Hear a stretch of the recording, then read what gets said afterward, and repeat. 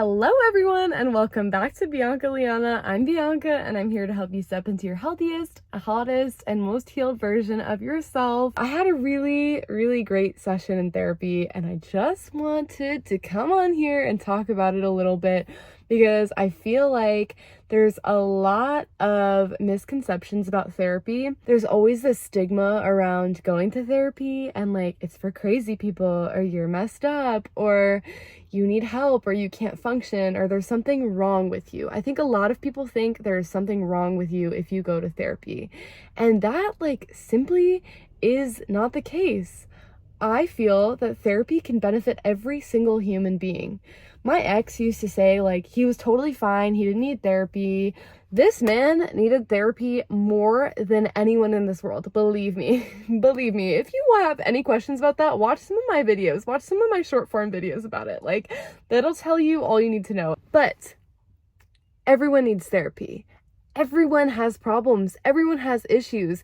And if you go to therapy, you can better deal with those issues so that when you're triggered by unrelated instances or conversations, you have the toolkit to pull up, honestly recognize where the issue is stemming from, and regulate your nervous system so that you don't have negative coping mechanisms like alcohol, drugs, or those might be extreme cases. Maybe you have insomnia, maybe you have gut issues, maybe you have headaches, maybe you have IBS, maybe you have skin flare-ups, eczema.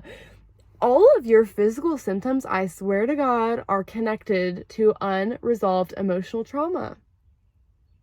Everything's connected. I don't believe, okay, obviously there's sometimes where you catch a viral flu and that's not because you're feeling anxious or depressed. Obviously there are exceptions, obviously. I'm strong in my conviction that every single person can benefit from therapy.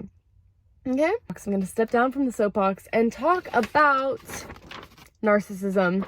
One of my favorite topics, clearly. I love talking about narcissism. I love spreading awareness about narcissistic abuse, the signs, how to cope, how to deal, because if you've dealt with a narcissistic person, you know that it's a different kind of pain, especially because narcissistic people attract empathic people. So if you're an empathic person, most likely you are falling prey to attracting more narcissistic people.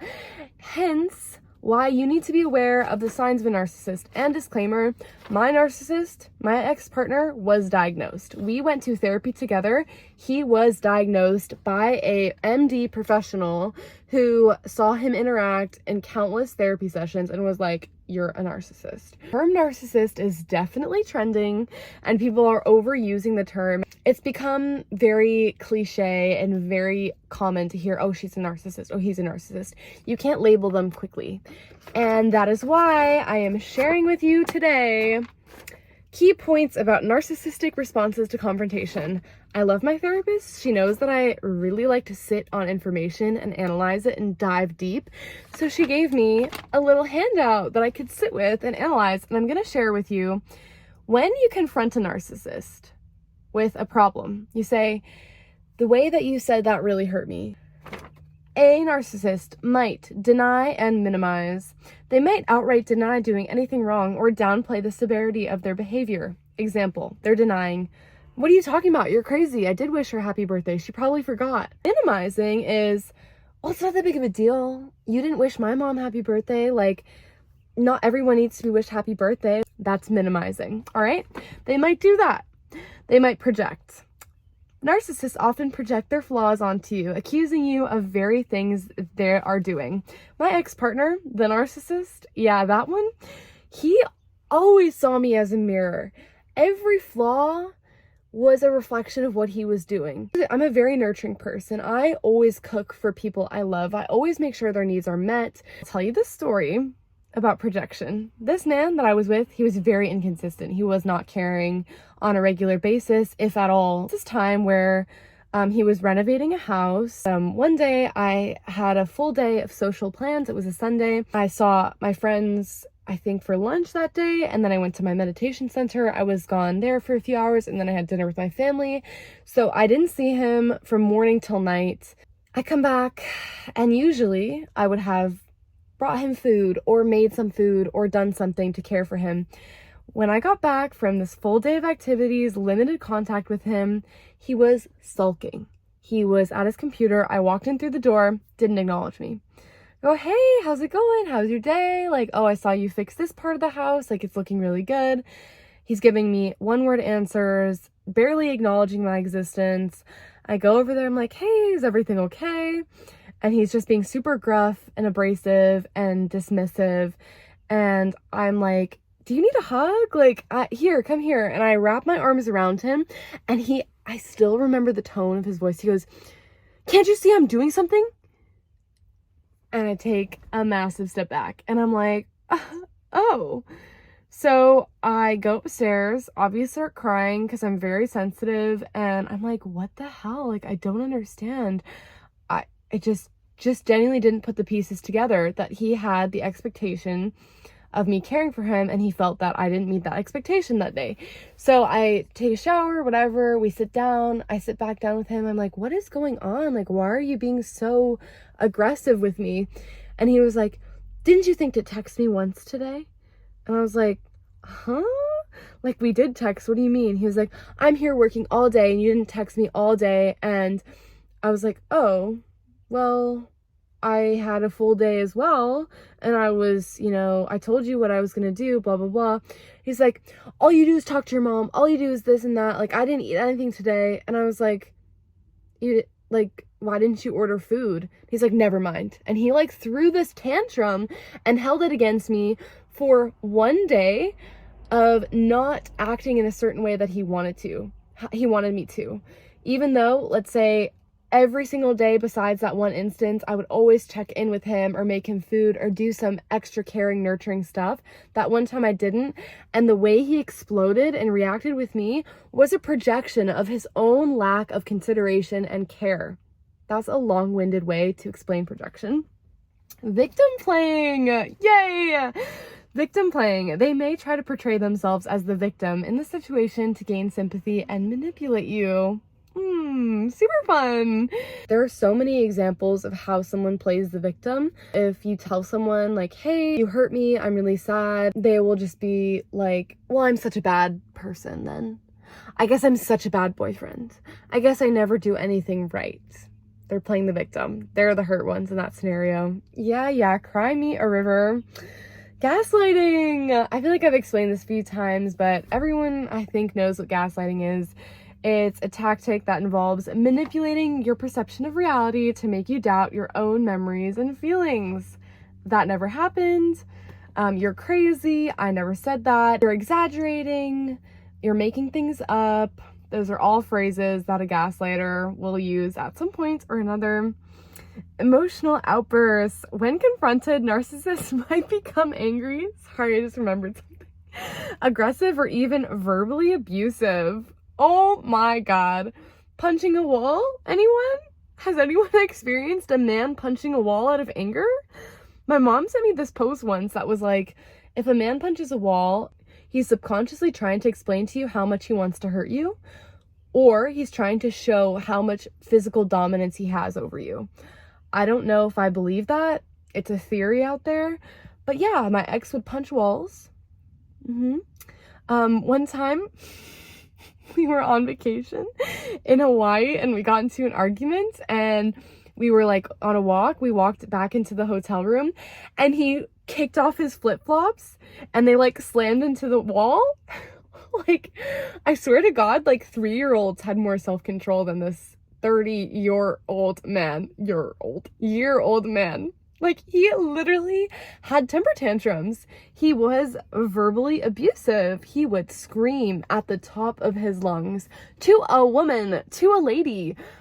I do not think it's okay to scream at anyone ever, but I definitely think there's a power imbalance if you're a man and your voice is louder and you have physical power over a woman.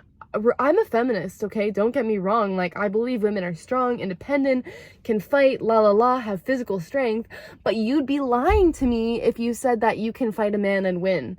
We are biologically less capable in most scenarios. Of course, there are exceptions. We don't have the same facilities. We don't have that same strength. I don't like that. it leaves us vulnerable, and it leaves us extremely vulnerable to narcissists who will use it against you and try to intimidate you with it. I feel like it's kind of dark in here. Oh, hello. Trivialize your feelings. They might dismiss your concerns as being oversensitive or not that big of a deal. That's the last one on the list. That's just a joke. You can't take a joke. Gosh, you're so sensitive. Anything I say sets you off. Like, that is an example of trivializing your feelings and emotions. Anytime someone tries to make you feel bad for feeling a certain way, run away. Do not waste a beat. Do not waste a beat. They're not able to take accountability for hurting you, so instead they're going to make you feel bad for having a reaction. A normal human reaction to being made uncomfortable, being poked at, being the butt of a joke, being put down. They're going to hide behind, oh, she's so sensitive. Like, anything I say, she takes the wrong way. Trust your gut. Emotions are flags. Emotions are your brain's way of flagging your body and saying something's wrong, alert, pay attention. So no, it's not just in your head. You're not being too sensitive. You have every damn right to feel the way that you do. You are valid. Sometimes where you can misinterpret things, and in that case, the other person can calmly and rationally explain to you, oh, I see that you misunderstood my intention. My intention was not to hurt you, and I see that you are hurt, and I'm really sorry. By the way, this is what I meant by it. It's not that hard to do. If you love, care, and respect for someone, you don't want them to feel like that. First of all, you don't want them to feel bad, and second of all, you don't want to make them feel bad about feeling bad. It's a trifecta. You want to protect and care about those that you love.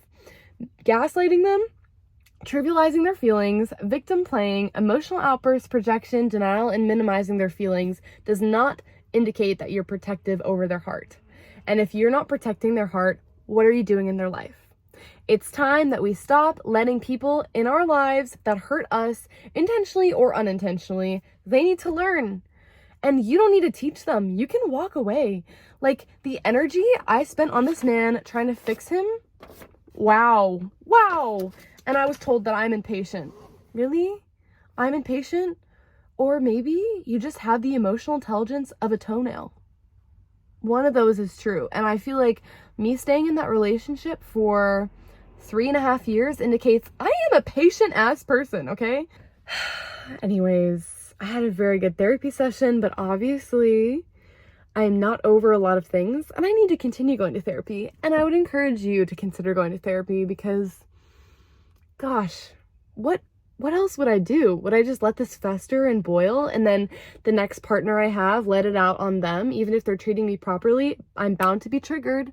Something is bound to come up that reminds me of this toxic ass man that I wasted 3.5 years of my life with. No, I need to make peace with it.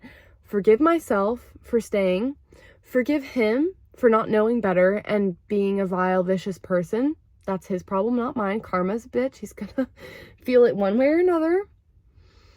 And move on and make peace and become a light feather that floats through life and has firm boundaries at the same time and loves people, but also doesn't love them to a fault and let them walk all over you like your little ant. I love therapy. Please go to therapy.